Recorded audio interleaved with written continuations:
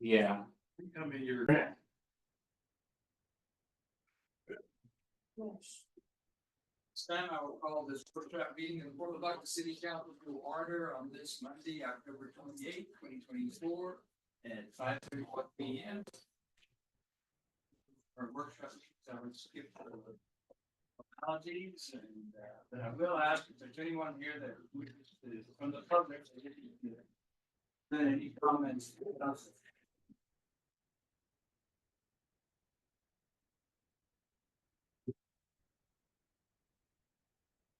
Nina, hearing any fun? No one signed up, we can talk about the agenda. Good stuff. And I will move on, kickoff presentation for contracted classification and compensation schedule with respect to salary, survey, and characters presented by public sector personnel consultant to Sam Hines. Sam, you want to take over? Great. Yeah. Good evening. My name is Sam Hines. I'm with Public Sector Personnel Consultants. I'm here to engage you tonight just with the discussion of the survey comparators that we're going to be looking at, and then to give you guys kind of like an overview of the classification and compensation survey process and kind of like what to expect and our timeline to be engaging with y'all. So I'm going to go to the first slide here. Just a little bit about our firm.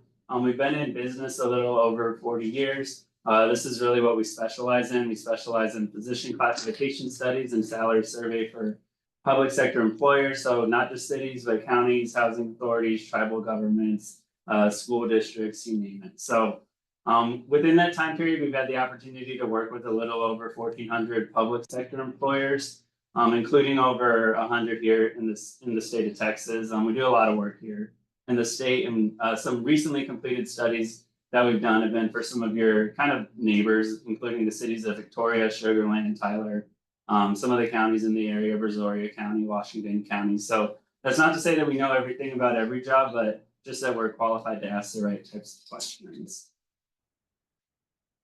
So for those of you that maybe don't come from a public sector background, you may be wondering why do cities do classification and compensation studies. It's kind of unique to the public sector, but it's something that is done typically in a healthy organization every 4 to 6 years. It's an opportunity for the city to pause and ask their employees, hey, what does your job look like at this moment in time, knowing that jobs change with technology or reorganization or with leadership. So asking your employees, hey, what does your job look like? Do we need to make any adjustments to your job titling? Do we need to make any adjustments to your position description?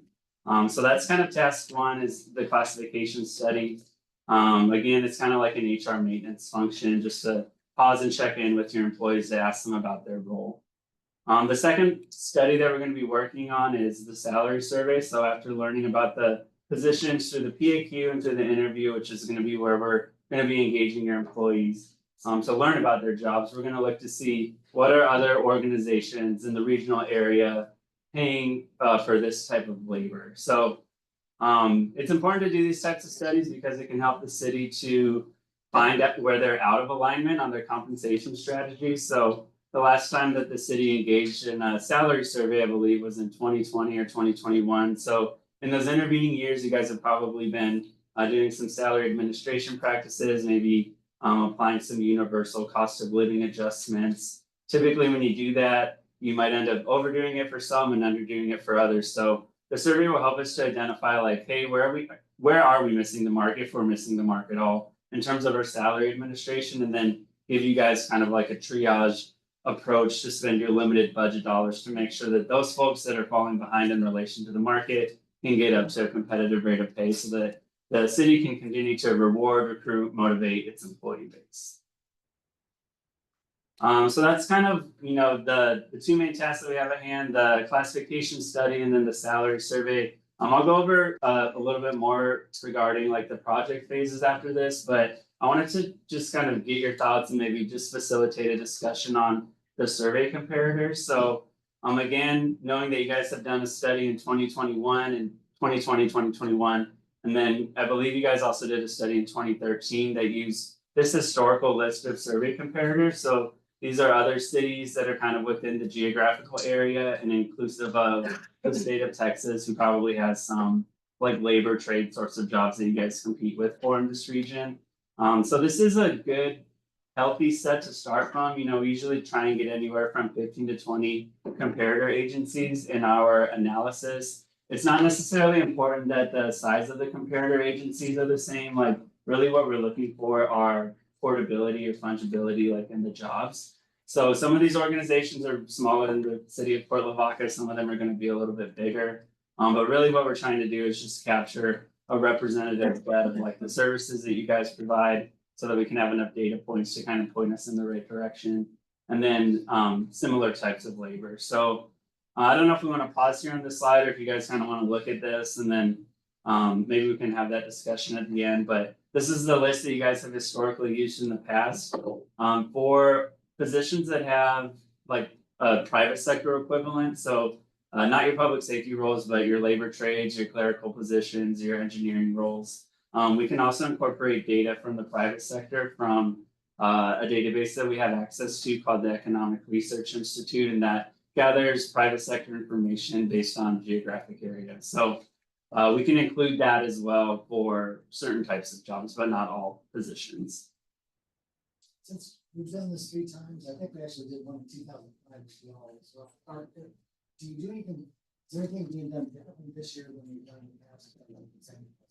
I think what's different is the last survey, we didn't stop and ask the employees kind of about the classification component. So the classification component is different and separate. So making sure that we really know what the jobs entail before we go out and look for them in the marketplace. So we're going to be engaging your employees. We've engaged a few today and then tomorrow to kind of brief them over the study and then what the PAQ entails. So in terms of the survey comparators, not too much of a deviation. It can be helpful to like use the same comparators over time to be able to track your progress or like your benchmark against those groups. But with that being said, if there are any, cities or agencies on here that we're missing that you guys are competing with for talent, we want to make sure to include that as well. So in terms of the survey, a similar type of approach. I think what would be different is that in the last survey, we didn't do the classification portion first. So, Kim, are you thinking about job classification or pay scale? What's on your mind? We've used them 4 times. I was just curious if the process is the same or if there's, blueprints. I would be curious about 2013, because for years, we checked with different department heads and the amount of money that we lost over a period of 15 to 20 years was unbelievable from the turnover, because we'd send people to the police academy, we'd send them to fire school, we'd send them for certification. They'd get that, they'd come back and fulfill the obligation that they had to the city, and then they'd go somewhere else. Sure. And when you start figuring up the amount of money that we lost was unbelievable. And so the thing is, I was just curious, do you have any information about 2013? Excuse me, I was on the council at the time, but I can't remember. We might have like a log of like this survey in our files, but we probably don't have like that trend of like turnover or whatever that you might be referencing. Well, the turnover was unbelievable. It really was, because even the guy who was the mayor of Victoria told me one day at lunch, he said, guess what? We thank you, because you're paying for these guys to go and get certified, whatever, and then we hire them. And we were losing them like that a lot. And the fact that once we started raising the pay, the turnover went down and we weren't losing people like we were prior to that. Sure, yeah. So that's an important reason why cities engage with stuff like this, right? Just to kind of stay on top of the ball. And we can discuss as well, like once we gather the survey information, like where do you want to position yourself amongst these comparators? Like, do you guys want to be right in the middle where 8 are paying below and 8 are paying above? Do you want to lead the market? Do you want to pay a little bit more than Victoria? Do you want to? So there's like all sorts of different ways that we can kind of look at the data to help us get to a spot where you guys are positioned well to compete in the labor market. Well, with salaries going, such change in salaries here lately, I think it's important that we stay on top of that. The job classification too, what people are actually doing, the duties they're assigned. I like that. I like seeing if we're, burdening our employees with too much. Can they do more? Or, you know, or what we're paying and that kind of thing, just know where we stand, that kind of So stuff. I don't think we'll ever be accused of overpaying our people. No, I would like to pay. I would like for us to be overpaying, but Now, as far as the ranking, not Mhm. positive. Yeah, this historical survey, you're probably the same folks in an upcoming, study, right? like, have these been other like comparators for other Because they're close studies? by, Yeah, people for sure. that can Pick from, pick us off and, Yeah. we need to know where they're at, right? Exactly. Have you done this process with all of these cities, or you just use these as competitors? These would just be like comparators, so like folks, other agencies that you compete with for labor, have we done studies for some of these folks? We did the city of Victoria Victoria. recently. Yeah, none of the other ones here on this list, but. Yeah, you guys are kind of like in a unique region, cause it's like. Victoria's kind of like the larger player here, but you guys are still a little bit spread out where you probably don't have a ton of people that are commuting multiple hours to get into Port Lavaca, but you still have, some of these cities are a few hours away, but are maybe like the closest place where you guys have some analogous components of like the services that you provide and the types of jobs that you employ. But I think one of the things too, with back in Calhoun County, as far as hourly pay is a little less than the county, but the compensation as far as benefits is much better for. Oh, sure. For us than it is for the county because their medical insurance is unbelievably high. Like a large portion of the take home pay. Exactly. Do we have benefits included as part of the study? Cause sometimes we will look at like medical premiums. That should be one of the components. Yeah, typically like in public sector, what I find just like as a general trend is that the organizations will pay 100% of employee only medical premium. But once you start adding independents, like that's where the costs are starting to shift a little bit. Like back in the day, the city might have paid 100% of any additional dependents, but now it's kind of moving more towards the employee bears that burden. Like if you want to add your wife or your children, like the city might cover your portion, but anything additional is kind of your responsibility. So that's like a larger trend I've just seen like in benefits administration over the last decade or so. But we could certainly look to see like how you guys stack up in terms of like what you offer towards employees that are just on a single plan, like employee only or employee plus family. Where maybe you have some folks who opt into that here in the organization.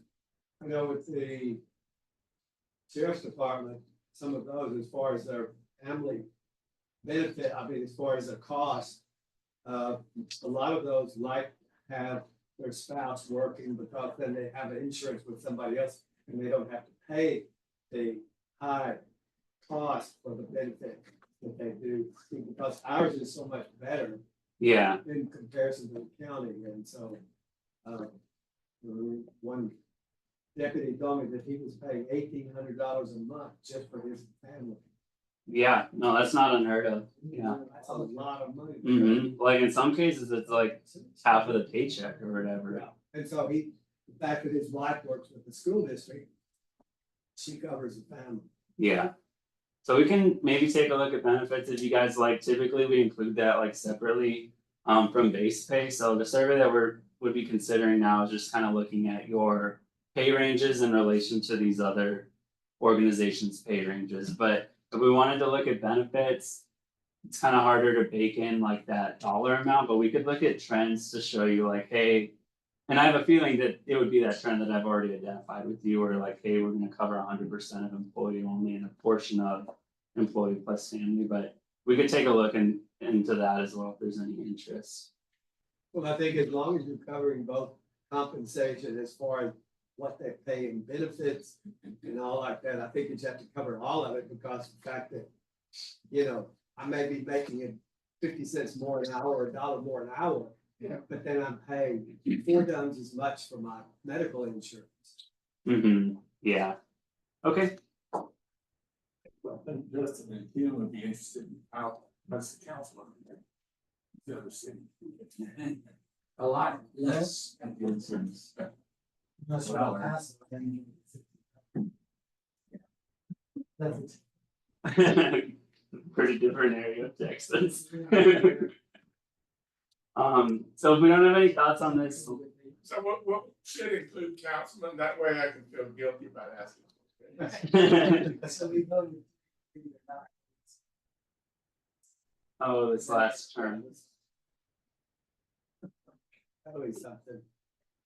Oh yeah, we could look to see. I would be surprised if there's a ton that have like full time. Typically, we don't include elected officials, but if you want us to, let us know. Well, I really like the comparison of these local cities because again, that's where some of our people end up wanting to. Well, one of the things that you have to consider is the fact that a lot of our employees don't live here in the city. hmm And so if they're living in El Campo, or they're living in Edna, or they're living in Victoria, or whatever, we've got to be able to hold them here rather than, almost have to compete with those areas just because. Yeah, for sure. Because they might just not want to do the commute anymore, or Hey, yeah. I'll just quit Port Lavaca and go to work here in town, and I live here in Edna. hmm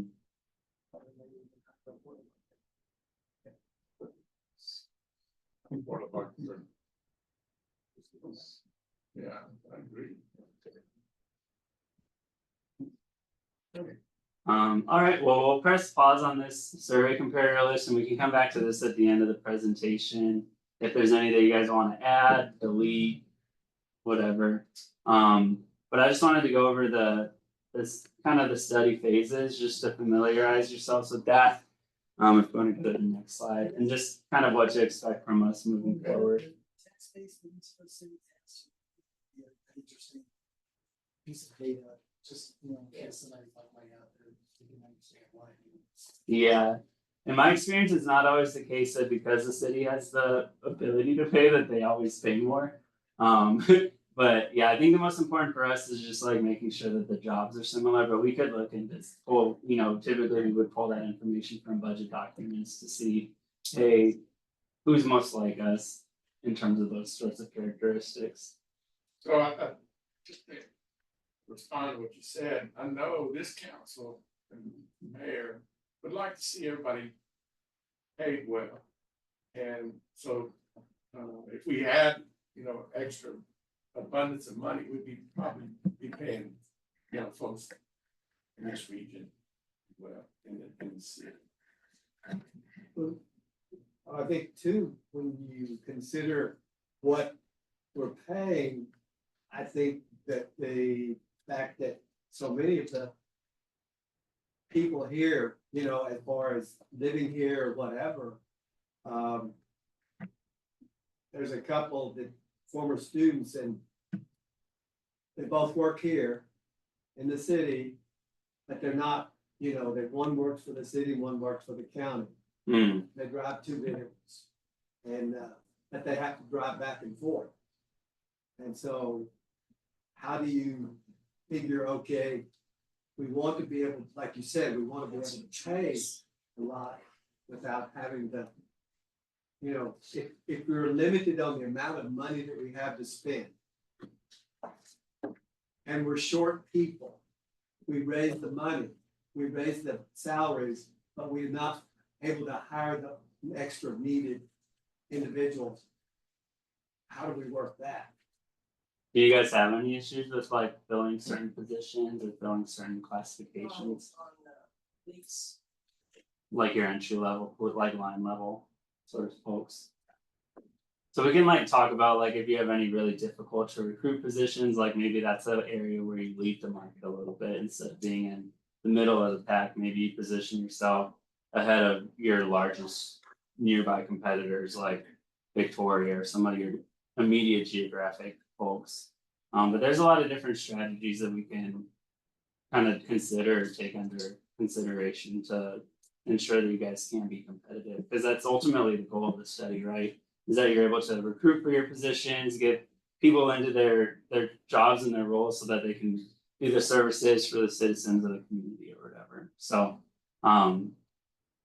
yeah, if there's any that are really difficult to recruit for, that's always good to know, just so that we can keep an extra eye on that. So.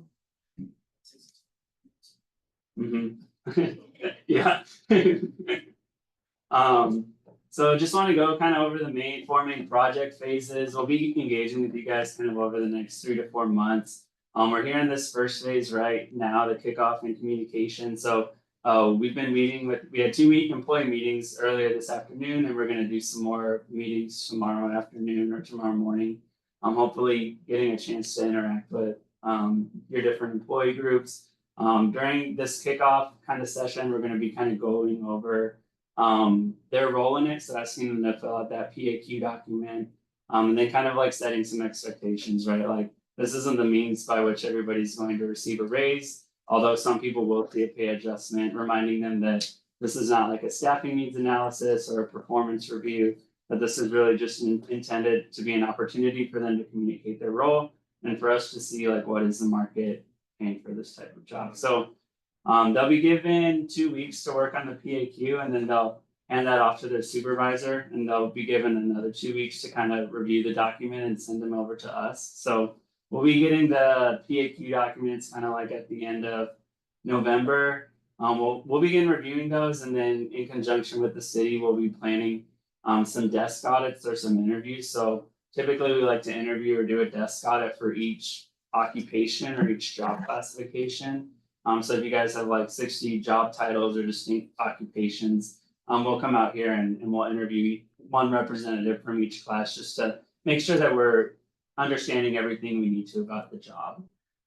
So that's kind of the second phase is position classification. Once we have our PAQ notes and once we have our interview notes, we'll come back to the city with proposed titling recommendations. So certain position classifications, you could see them being expanded. Like if some folks have maybe denoted in their PAQ that they're doing something additional or extra that's separate from their peers in the job class, we might recommend, hey, let's make a senior level of this classification, like maybe a mechanic, but there's somebody who only does the fire truck and heavy equipment, maybe we call that a senior mechanic.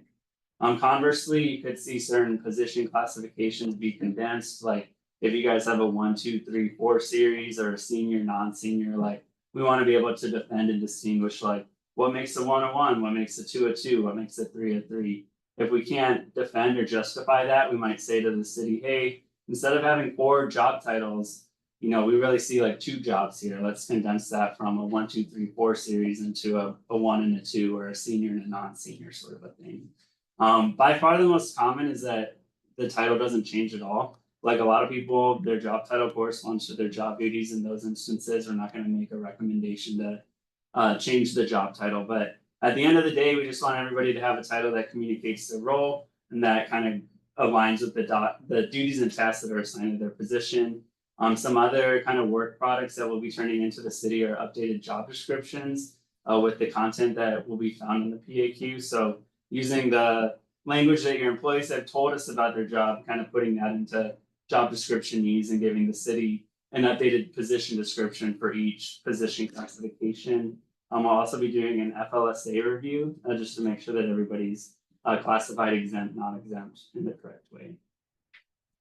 So that's kind of the second phase. And then from there, we'll do the salary survey. So again, from those 16-ish comparator agencies, we're going to solicit their pay plans, their org charts, their job descriptions, anything that'll help us in the process of job matching.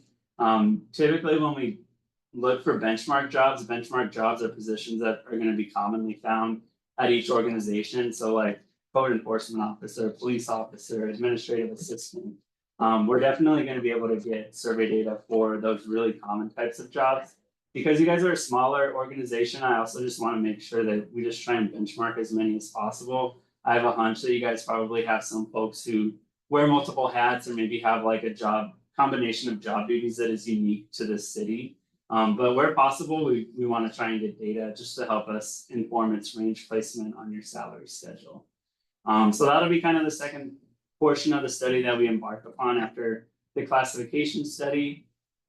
And then once we do the survey, that's really where we're able to identify like, hey, where are we in relation to the market? And then give you guys a plan depending on how you want to position yourself in the market. So typically we'll come back and give you guys a plan that would show you like in the middle of the mix where, you know, maybe half of those comparator agencies are paying below what you pay and half are paying above.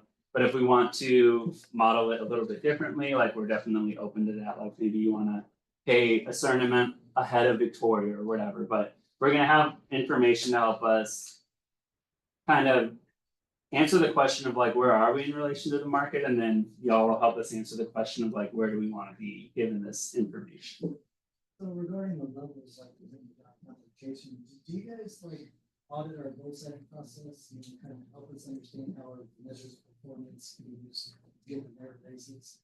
That wouldn't be necessarily like within the scope of this study in terms of like developing a performance, like an employee performance evaluation or something. Or just teach it? Say, Yeah, we've seen some cities like be successful. We call it differentiated comp, where you might have some money set aside to give like your superstar performers a little bit extra. Maybe somebody who's just meeting the requirements gets nothing. Typically what we find is that like the difference in the pay amounts isn't like great enough to incentivize like people to work harder unless the city is willing to put aside like more of a significant chunk of money to like really make that like a tangible difference. We also run into sometimes issues with like everybody's a star performer, and what does that mean when everybody gets, you know, the 5% raise or whatever. So this doesn't really pertain to that. This study won't kind of look at that, but we have seen some public sector organizations be successful, but I would say by and large it's kind of a difficult concept for whatever reason. For public sector agencies in terms of like finding the right tools, the right metrics that everybody can buy in on, like, because some of the metrics might be really tangible or objective, and some might be depending on the industry, you know, like, But that's a way to keep you guys doing a lot, the other guys not doing very much. yeah. Mhm. That's, we have a merit system, I mean, we're supposed to. Yeah. That would be kind of like a separate thing, but like kind of defining like what puts you in this category or whatever. Well, one of the problems that we have is we have major industry here in the county. Mm-hmm. We have a lot of people that work there and they're making pretty good money. When you compare that with what, say, the county pays and what the city pays, there is a disparity for sure, but how do you bring that into your calculation? Yeah, so when we do the survey, we'll have those 16 public sector comparators or however many you guys decide, and then we usually have that private sector data from the Economic Research Institute. So the public sector average and the private sector average are weighted at 50% each, and we can modify that as needed, but all that to say is we basically take the public sector average, the private sector average, and divide that by 2 to get like a prevailing rate, a prevailing market rate. So with the database that we have access to, the Economic Research Institute, it's like a thing that we have to pay to have a license to use. It doesn't like tell us the names of individual employers, but you can gather employer information based on geographic area. So I'll probably pull up like Port Lavaca or County or something similar just to kind of capture the effects of the local private labor market. So the private sector job, yeah, they pay well, but then they don't have the benefits the city has. Mhm. So that would be a difficult comparison. To, you know, young people, benefits don't mean a lot to them until they get about 40 years old and then start. Anyway, Kids. yeah,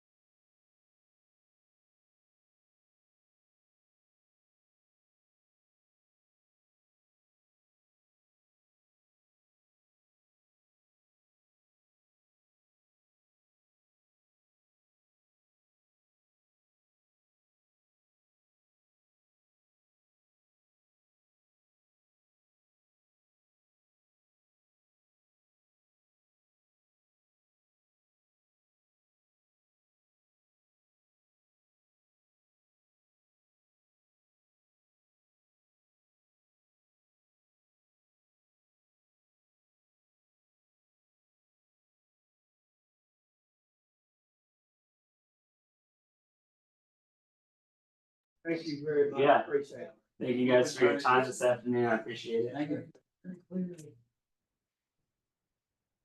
Yeah, you bet. That's the journey. Second. Motion in the second, to adjourn. All in favor, say aye. Oh, no.